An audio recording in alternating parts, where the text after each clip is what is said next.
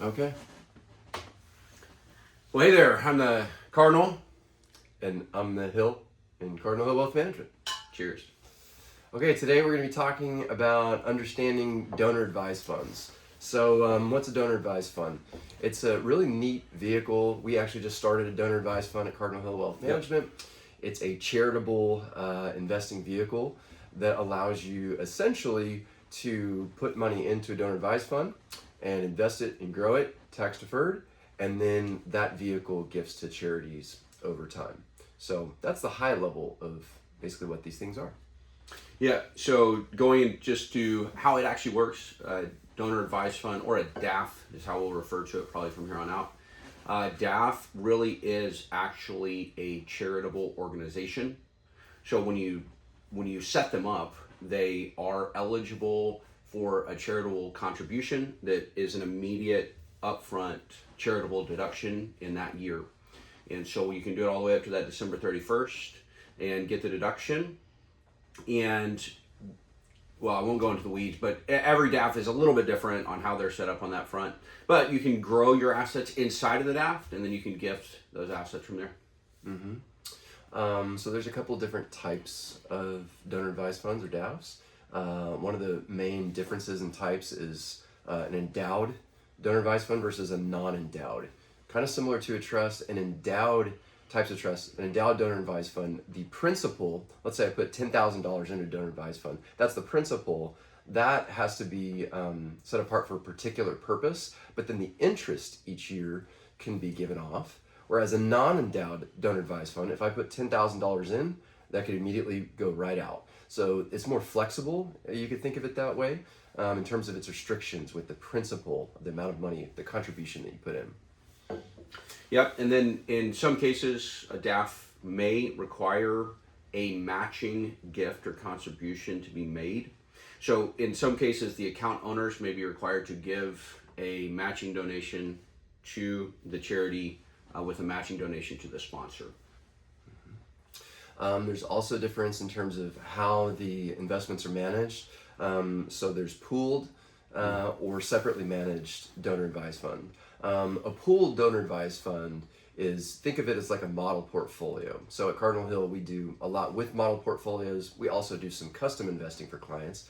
But if a model portfolio has a certain risk tolerance, well, that money can be pooled together with other assets, and it's managed in a particular way.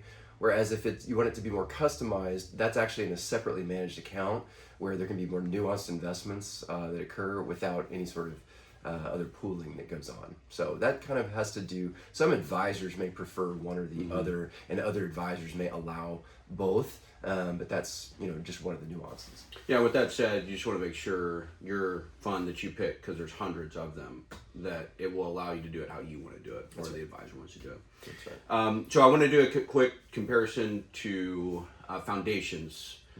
They are somewhat similar, but I'm going to really go down this bullet list because it is pretty important with how these compare. They are very similar, but there are quite a bit of differences.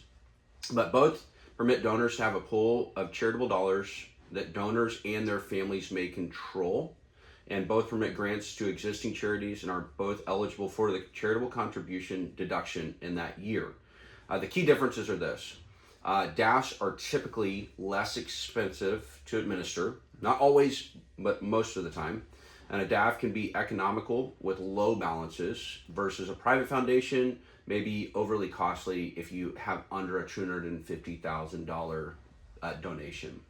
A DAF generally has higher adjusted gross income caps for the charitable distributions. Again, we can go way into the weeds on that. We're not going to in this video.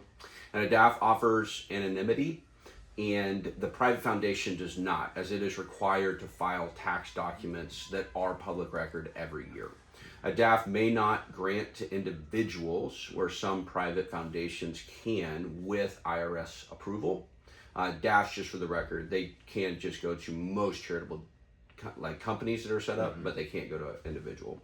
And depending on the sponsor, a DAF may not require any distributions in a given year, where a private foundation does require at least a minimum of 5% to be distributed from the foundation every year. Mm-hmm. And so I guess high level, let's just kind of talk maybe a little bit briefly about use cases. So for my family, if we're going to do a charitable donation in a year to a specific charity, there's really not that much, the way I think about it, a reason to go through a DAF. So why would I want to use a DAF? Well, for me, in one sense, I can control how much I put into the donor advised fund in a certain tax year to maximize deductions that year. For wealth management or long-term family purposes, what I like about a donor advised fund is it's like a lightweight way for me to maximize a legacy for my family. So I could put money in and it can never come back to me or my kids.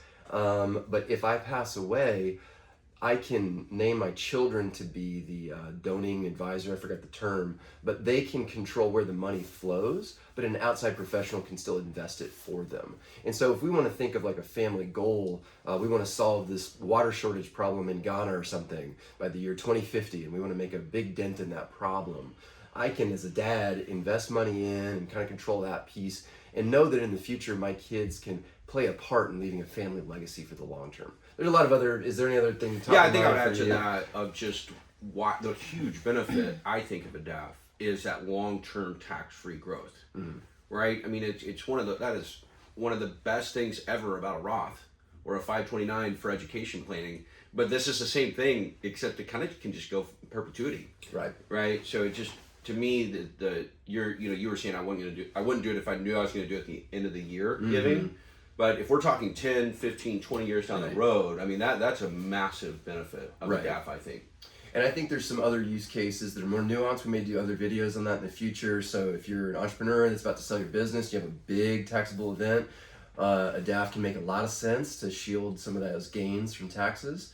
You have to work far in advance with planning with that. Yeah. And you can also marry DAFs with other vehicles. We'll do some other videos on that. So you can marry a DAF with the charitable remainder trust to really do this combo meal that maximizes some tax savings. But those are really fun but nuanced situations.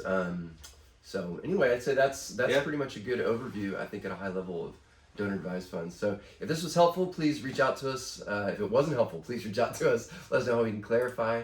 We'd love to help you. Subscribe, like, we like it, give it a thumbs up.